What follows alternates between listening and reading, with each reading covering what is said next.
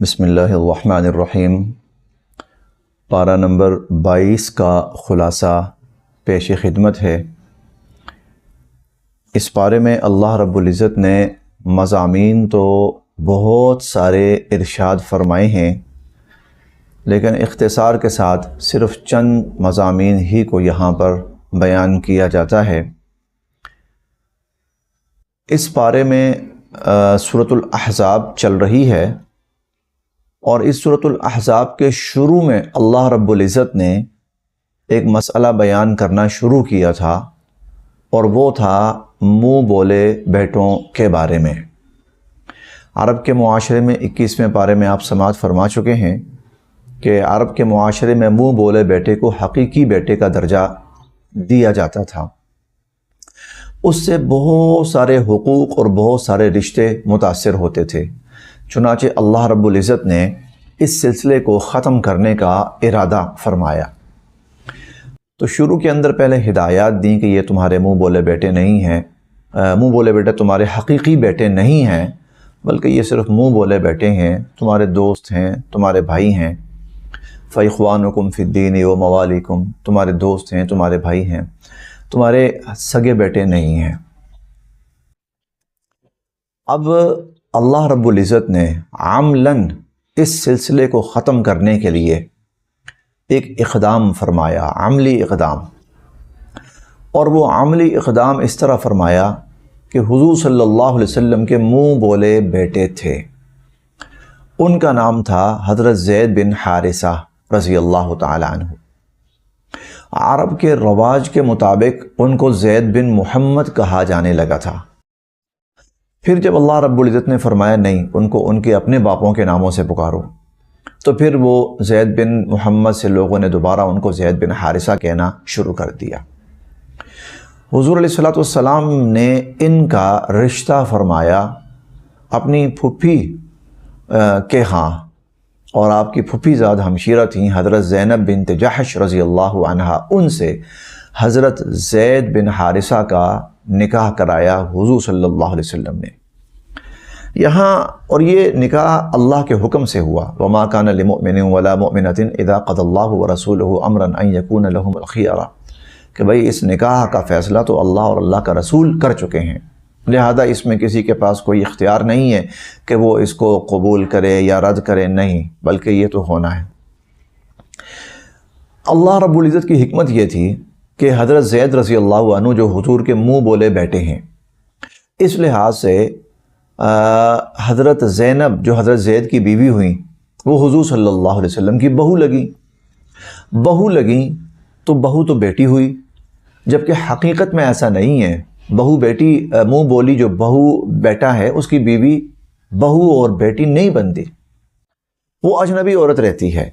اللہ رب العزت نے اس سلسلے کو واضح فرمانے کے لیے حضرت زید رضی اللہ عنہ اور حضرت زینب کا نکاح ہوا۔ پھر یہ نکاح نہیں چل پایا، حضرت زید رضی اللہ عنہ نے طلاق دے دی۔ جب حضرت زید رضی اللہ عنہ نے طلاق دے دی تو اللہ رب العزت نے اس سلسلے کو واضح کرنے کے لیے، اس حکم کو واضح کرنے کے لیے حضرت زینب رضی اللہ عنہا ان کا نکاح حضور صلی اللہ علیہ وسلم سے کروا دیا، اور اس کے لیے اللہ رب العزت نے خصوصی اہتمام فرمایا، اور اہتمام یہ فرمایا کہ حضرت زینب رضی اللہ عنہا اور حضور صلی اللہ علیہ وسلم کا نکاح زمین پر نہیں ہوا، بلکہ ان کا نکاح اللہ رب العزت نے آسمان پر فرشتوں کے سامنے پڑھایا۔ چنانچہ اللہ رب العزت نے جو الفاظ یہاں وحی کی صورت میں نازل فرمائے ہیں قرآن کریم میں، وہ یہ ہیں فَلَمَّا قَضَى زَيْدٌ مِّنْهَا وَطَرًا زَوَّجْنَاكَهَا جب حضرت زید رضی اللہ عنہ نے حضرت زینب کو طلاق دے دی تو ہم نے حضرت زینب سے آپ کا نکاح کرا دیا۔ گویا اللہ رب العزت نے عملاً اس غلط فہمی کو ختم فرما دیا کہ منہ بولا بیٹا حقیقی بیٹا ہوتا ہے، اس کو اللہ تعالیٰ نے عملاً اور حضور صلی اللہ علیہ وسلم کے عمل سے ختم فرما دیا۔ تو ایک اہم مسئلہ اللہ رب العزت نے یہاں پر بیان فرمایا ہے کہ منہ بولے جو رشتے ہوتے ہیں ان کی شرعی حیثیت کوئی نہیں ہوتی۔ منہ بولے جو رشتے ہوتے ہیں ان کی شرعاً کوئی حیثیت نہیں ہوتی۔ کوئی اگر آپس میں منہ بولے بہن بھائی بن جاتے ہیں تو وہ بہن بھائی نہیں بنتے، ان کا آپس میں نکاح جائز ہوتا ہے اگر کوئی اور ممانعت نہ ہو۔ اگر کوئی اور ممانعت نہ ہو تو محض اگر کوئی لڑکا کسی کو کہہ دے کہ آپ میری بہن ہو، میں آپ کو بہن بنا رہا ہوں، تو وہ بہن نہیں بنتی۔ کوئی اگر کسی خاتون سے کہہ دے کہ میں آپ کو بیٹی بنا رہا ہوں، تو وہ بیٹی نہیں بنتی، وہ اجنبی ہے، اس کے ساتھ نکاح ہو سکتا ہے۔ اخلاقاً آدمی نہ کرے کہ میں نے اپنے منہ سے اس کے لیے بیٹی کا لفظ استعمال کیا ہے تو اچھا نہیں لگتا کہ اب میں اس کو بیوی بناؤں، تو اخلاقاً اگر کوئی نہ کرنا چاہے تو اس کی مرضی ہے، شرعاً جائز ہے۔ اسی طرح اس پارے میں اللہ رب العزت نے رسول اللہ صلی اللہ علیہ وسلم کا ایک خصوصی منصب ہے، اور وہ خصوصی منصب یہ ہے کہ آپ خاتم النبیین ہیں، اللہ کے آخری نبی۔ اللہ رب العزت نے آپ پر نبوت کو مکمل فرما دیا، اب آپ کے بعد کوئی نبی نہیں آئے گا، آپ اللہ کے آخری نبی بنا کر دنیا میں مبعوث فرما دیے گئے۔ یہاں پر اللہ رب العزت نے اس عقیدے کو واضح فرمایا، ما کان محمد ابا احد من رجالکم، حضرت محمد صلی اللہ علیہ وسلم تو مردوں میں سے کسی کے والد نہیں ہیں، ولکن رسول اللہ و خاتم النبیین، بلکہ وہ تو اللہ کے رسول ہیں اور خاتم النبیین ہیں، آخری نبی ہیں۔ یہاں ایک سوال پیدا ہوتا ہے کہ یہ عقیدہ ختم نبوت تو پھر وہ ایک اور عقیدے سے ٹکرا رہا ہے، تضاد پیش کر رہا ہے، اور وہ عقیدہ کیا ہے؟ نزول عیسیٰ، کہ سیدنا حضرت عیسیٰ علیہ السلام قرب قیامت میں زمین پر تشریف لائیں گے۔ تو اگر حضور آخری نبی ہیں تو پھر حضور کے بعد ایک اور نبی کیسے آ سکتا ہے؟ اگر اس کا مطلب یہ حضور آخری نبی نہیں ہے، یہ آیت بتا رہی حضور آخری نبی ہیں، قرآن کریم کی آیات اور حضور علیہ السلام کی سینکڑوں احادیث بتا رہے ہیں کہ حضرت عیسیٰ بھی آئیں گے، تو حضور کے بعد تو نبی آئے، تو پھر یہ تو دونوں چیزیں آپس میں دو عقائد ٹکرا رہے ہیں، دونوں عقائد ہیں، حضور آخری نبی ہیں، عقیدہ ہے، اس کے بغیر ایمان مکمل نہیں ہو سکتا، اور حضرت عیسیٰ علیہ السلام دنیا میں دوبارہ تشریف لائیں گے، یہ بھی عقیدہ ہے، یہ کوئی معلومات کی بات نہیں ہے، عقیدہ ہے قرآن کریم کی آیات سے اور حضور علیہ السلام کی 200 سے زائد احادیث سے یہ مسئلہ ثابت ہے۔ اس کا جواب یہ ہے کہ سیدنا عیسیٰ علیہ السلام کو حضور علیہ السلام سے پہلے اللہ رب العزت نے نبی بنا کر مبعوث فرما دیا،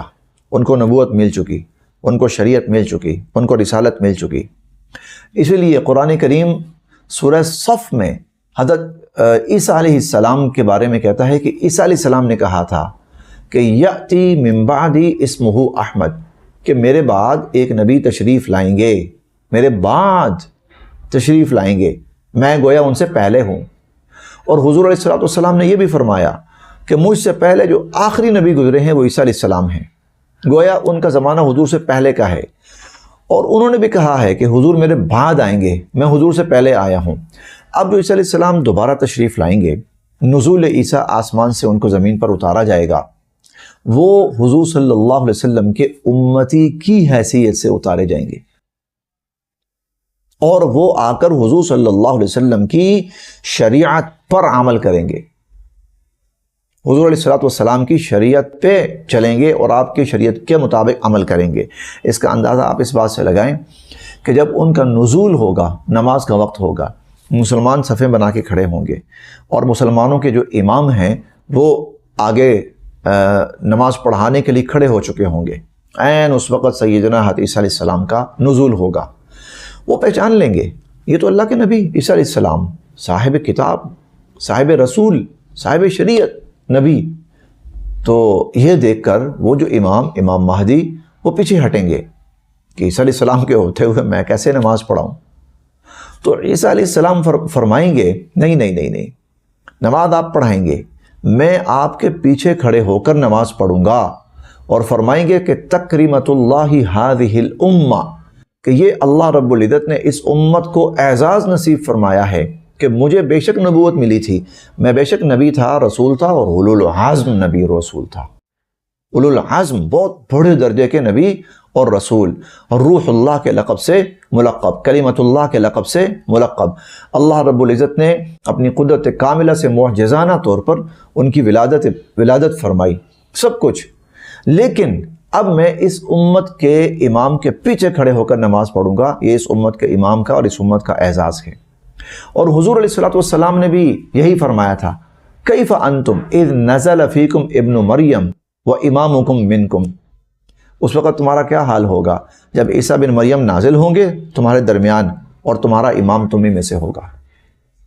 یاد رکھیے، حضور علیہ الصلوۃ والسلام کے بعد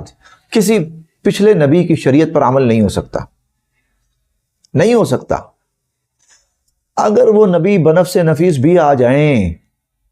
تب بھی وہ مکلف ہوں گے کہ حضور صلی اللہ علیہ وسلم کی شریعت پر عمل کریں۔ اس کا اندازہ اس بات سے لگائیں۔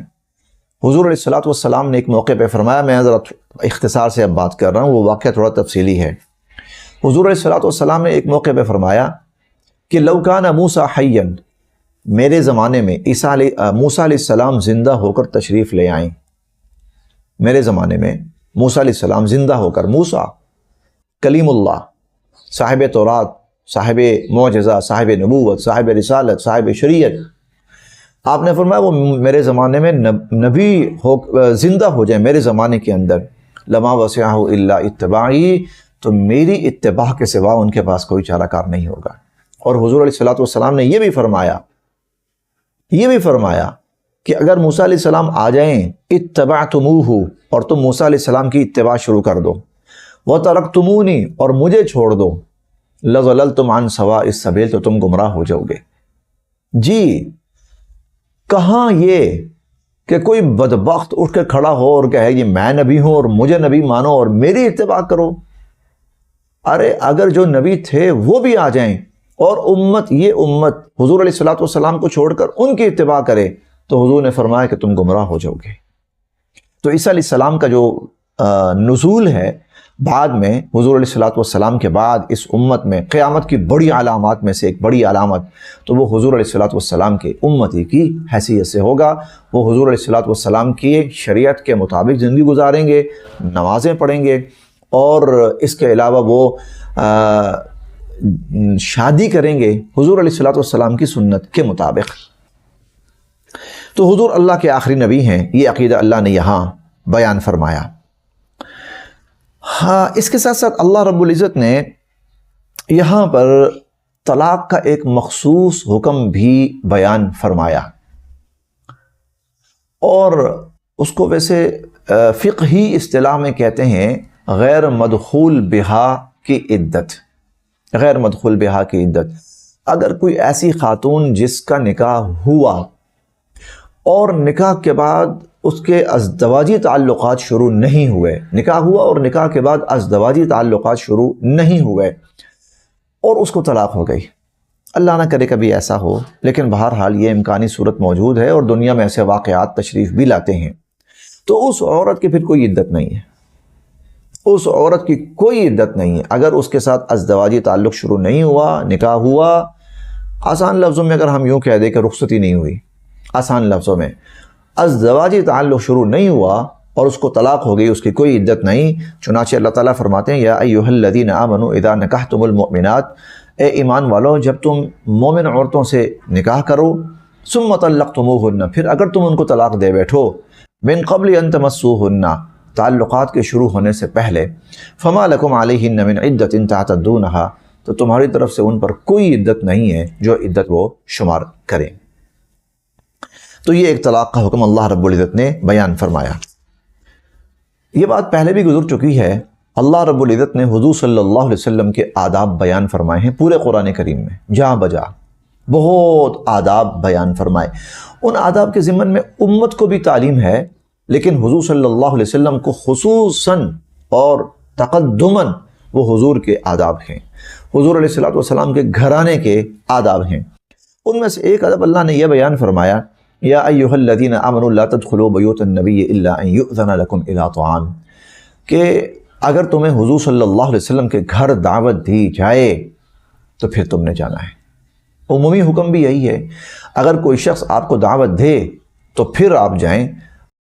اگر ہمیں پتہ چل جائے کہ فلاں کے گھر میں آج کہیں کھانا پکا ہے یا مہمان آ گئے ہیں ان کے گھر میں،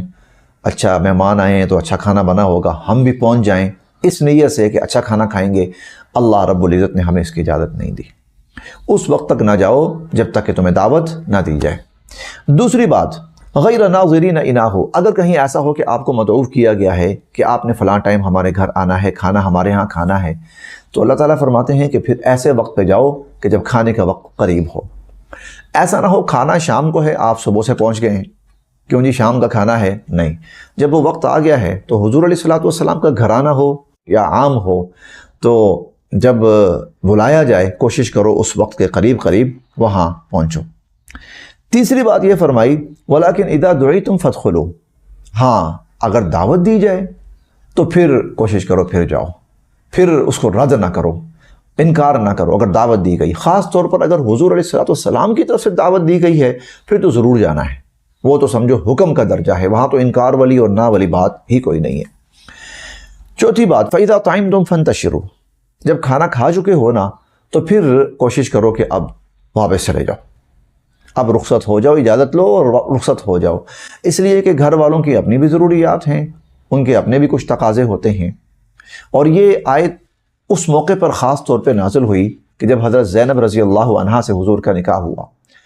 تو گھر مختصر سا تھا، وہاں اتنی زیادہ جگہ نہیں تھی کہ خواتین الگ ہوں اور مرد حضرات الگ ہوں، تو ایک کمرہ سا تھا کھلا سا۔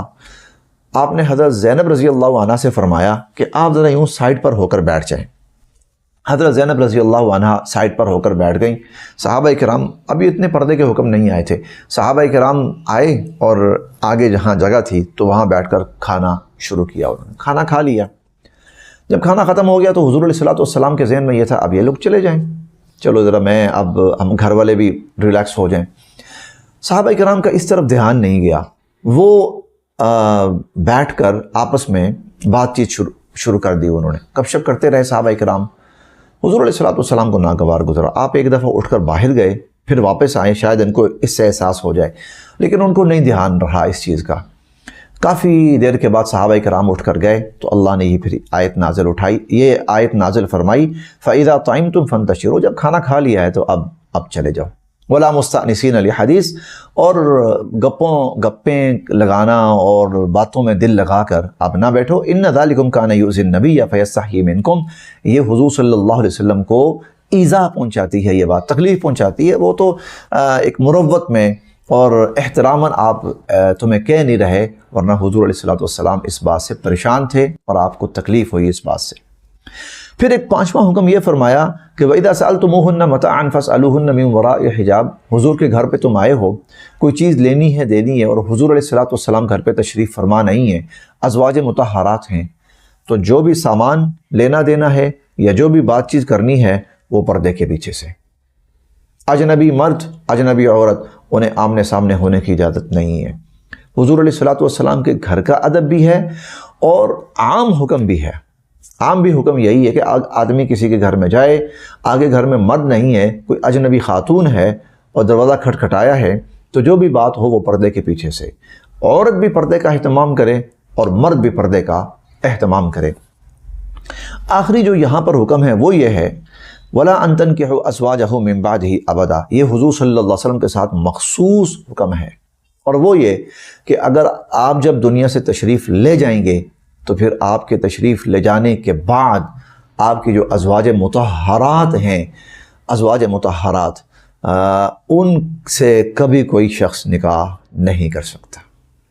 حضور علیہ الصلوۃ والسلام کے بعد وہ ہمیشہ بیوہ رہیں گی اور اسی حالت میں وہ دنیا سے جائیں گی، اور پھر آخرت میں وہ حضور صلی اللہ علیہ وسلم کی ازواج کی حیثیت سے آپ کے ساتھ رہیں گی۔ دنیا میں حضور صلی اللہ علیہ وسلم کی دنیا سے پردہ فرما جانے کے بعد حضور کی ازواج مطہرات سے کسی کو نکاح کی اجازت نہیں ہے۔ اس پارے کے مضامین میں سے ایک مضمون وہ حضور علیہ الصلوۃ والسلام کا ایک خصوصی اعزاز ہے اور آپ کا ایک خصوصی منصب ہے۔ وہ اعزاز اور منصب یہ ہے کہ ان اللہ و ملائکتہ یصلون علی النبی، کہ اللہ تعالیٰ اور اللہ کے فرشتے حضور صلی اللہ علیہ وسلم پر درود بھیجتے ہیں۔ یا ایھا الذین آمنوا صلوا علیہ وسلموا تسلیما، اے ایمان والو تم بھی حضور علیہ الصلوۃ والسلام پہ درود بھیجو اور سلام بھیجو، اور خوب درود بھیجو اور خوب سلام بھیجو۔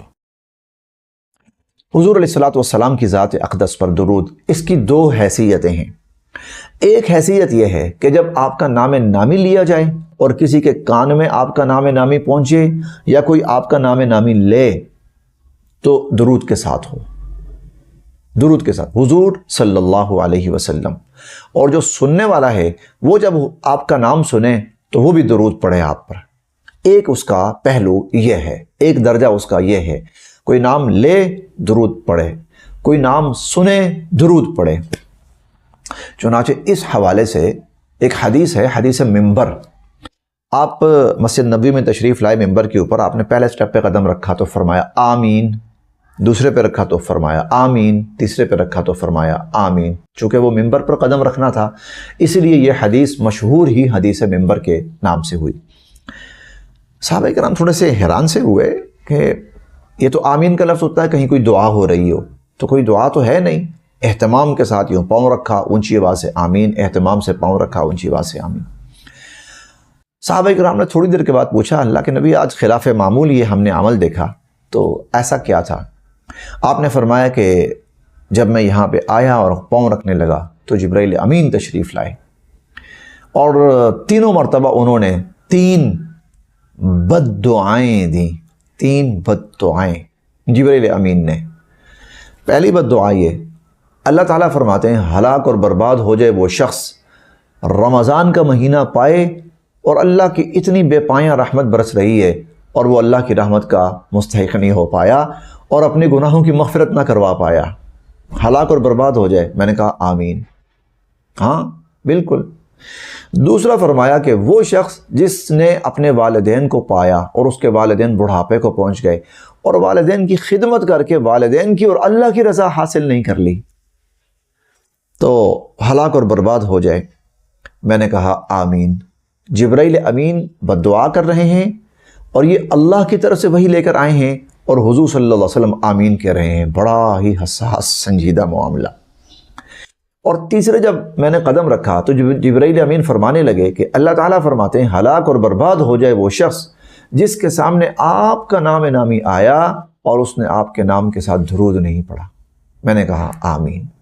اتنا حساس معاملہ ہے، اللہ کے نبی کا یہ اعزاز، آپ کی عظمت، آپ کا ادب ہے۔ آپ کا نام نامی آئے تو صلی اللہ علیہ وسلم یا علیہ السلام۔ ایک پہلو اس کا یہ ہے جب آپ کا نام، اور دوسرا پہلو اس کا یہ ہے کہ ویسے حضور صلی اللہ علیہ وسلم کے اوپر درود پڑھنا،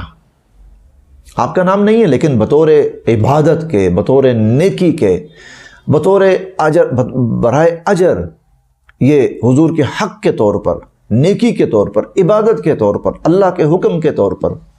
حضور علیہ الصلوۃ والسلام کا ہم پہ حق ہے اس کے طور پر درود پاک کا پڑھتے رہنا، یہ بہت بڑی عبادت ہے۔ حضور علیہ الصلوۃ والسلام فرماتے ہیں ان للہ سیاحین فی الارض، اللہ نے کچھ فرشتے زمین میں پھیلائے ہوئے ہیں اور ان کا کام کیا ہے؟ ان کا صرف ایک کام ہے، وہ دنیا میں جہاں پر بھی درود پڑھا جائے تو وہ کیا کرتے ہیں؟ اس درود کو لیتے ہیں اور لے کر میرے پاس میری قبر میں لے کے آتے ہیں، میرے پاس میری قبر میں لے کر آتے ہیں۔ اور مسند احمد کی روایت ہے، امام احمد بن حنبل رحمۃ اللہ علیہ نے اپنے مسند امام احمد بن حنبل میں یہ نقل کی ہے کہ حضور نے فرمایا کہ جب وہ فرشتے آئیں گے میرے پاس تو کس طرح درود پیش کریں گے؟ اس طرح درود پیش کریں گے کہ اے اللہ کے نبی ان فلان ابن فلان قد صلی علیک، کہ یہ فلاں بن فلاں ہے جس نے آپ پر درود کا تحفہ بھیجا ہے، آپ اس کو قبول فرما لیجئے۔ تو حضور علیہ الصلوۃ والسلام نے فرمایا کہ فرشتوں کی جماعتیں ہیں جو تم لوگوں کا درود لے کر مجھ تک پہنچاتے ہیں۔ فَإِنَّ صَلَاتَكُمْ تُعْرَضُونَ عَلَيَّ، تمہارا جو درود ہوتا ہے، جمعے کے بارے میں فرمایا نا، جمعے کے دن تو کثرت سے درود بھیجو کیونکہ تمہارا درود باقاعدہ مجھ تک پہنچایا جاتا ہے اور مجھ پر پیش کیا جاتا ہے۔ اور پھر آپ نے فرمایا کہ یہ تو ہے کہیں دور بیٹھ کر کوئی آدمی درود پڑھ رہا ہے، اور ومن صلی علی عند قبرہ، جو میری قبر پہ آیا یعنی روضہ اقدس پہ حاضر ہوا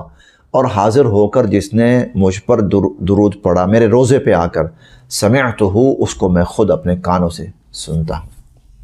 آپ نے فرمایا اس کو میں خود اپنے کانوں سے سنوں گا، اور آپ نے فرمایا جس نے مجھ پر سلام بھیجا، جس نے مجھ پر سلام بھیجا،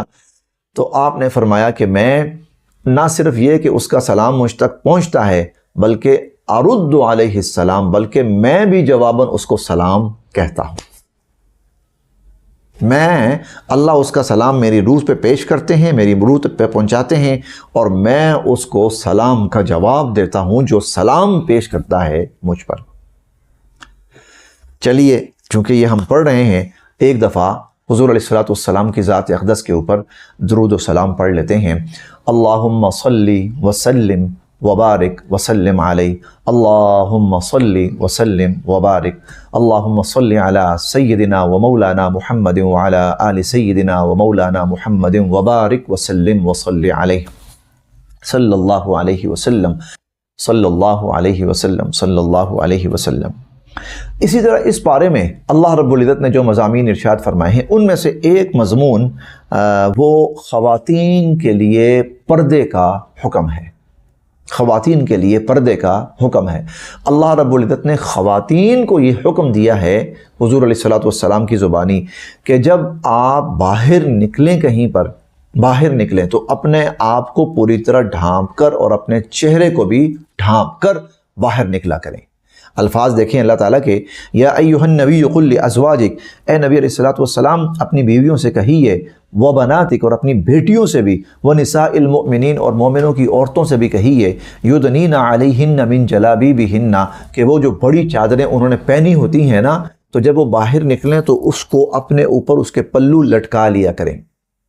پلو لٹکا لیا کریں، گویا اپنے چہرے کو بھی ڈھانپ لیا کریں کہ چہرے پر کسی اجنبی مرد کی نظر نہ پڑے۔ پھر اس کی دو حکمتیں بیان فرمائی، دو حکمتیں بیان فرمائی۔ ذالک ادنی ان یعرفن، نمبر ایک، یہ پہچان ہے، یہ مسلمان عورت ہے، یہ باپردہ ہے، یہ مسلمان عورت ہے، تو یہ پہچان ہے، لہذا مسلمان عورت جب باہر نکلے تو وہ باپردہ ہو کے نکلے تاکہ ساری دنیا کو پتہ چلے کہ یہ جو عورت جا رہی ہے یہ مسلمان ہے، یہ کافر نہیں ہے، نمبر ایک۔ نمبر دو، فلا یؤذین، دوسری حکمت یہ بیان فرمائی، فلا یؤذین، کہ کسی قسم کی تکلیف یا ایذا عورت کو نہ پہنچائی جائے۔ تو گویا یہ جو پردہ ہے یہ عورت کی حفاظت ہے، یہ عورت کا حصار ہے، یہ عورت کا تحفظ ہے کہ جب وہ باپردہ ہوگی اس کی پہچان بھی ہوگی اور اس کی حفاظت بھی ہوگی، اس کی پہچان بھی ہوگی اور اس کی حفاظت بھی ہوگی۔ تو اللہ رب العزت نے یہاں پر پردے کا حکم نازل فرمایا خواتین کے لیے، اور پردے کے ساتھ، حکم کے ساتھ ساتھ اس کی حکمتیں اور فوائد بھی بیان فرمائے۔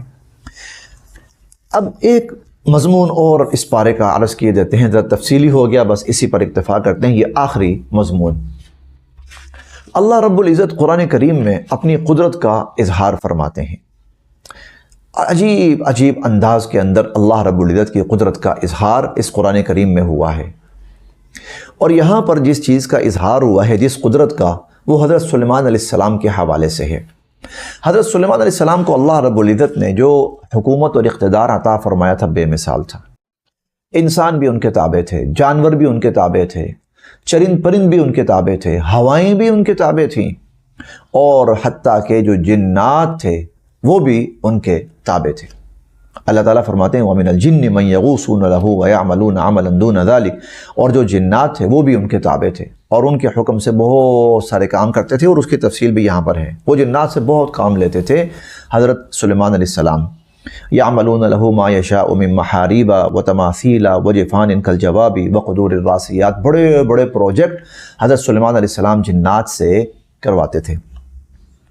چنانچہ اسی طرح ایک پروجیکٹ چل رہا تھا، اور وہ بیت المقدس کی تعمیر کا تھا، اور بھی تھے، اور یہ بھی ایک پروجیکٹ چل رہا تھا بیت المقدس کی تعمیر کا۔ حضرت سلیمان علیہ السلام کی موت کا وقت آ گیا، موت کا وقت آ گیا۔ اب اگر آپ کا انتقال ہو جاتا ہے اور ابھی یہ پروجیکٹ مکمل نہیں ہوا، تو جو جنات ہیں سرکش، وہ کام چھوڑ دیں گے، بھاگ جائیں گے، وہ بھاگ جائیں گے، کام چھوڑ دیں گے۔ سلیمان علیہ السلام سامنے ہیں تو سلیمان علیہ السلام کے ڈر سے کام کر رہے ہیں، آپ دنیا سے پردہ فرما گئے تو انہوں نے کام نہیں کرنا۔ اللہ رب العزت نے ایک عجیب انتظام فرمایا، سلیمان علیہ السلام نے ایک شیشے کا آفس بنایا، شیشے کا،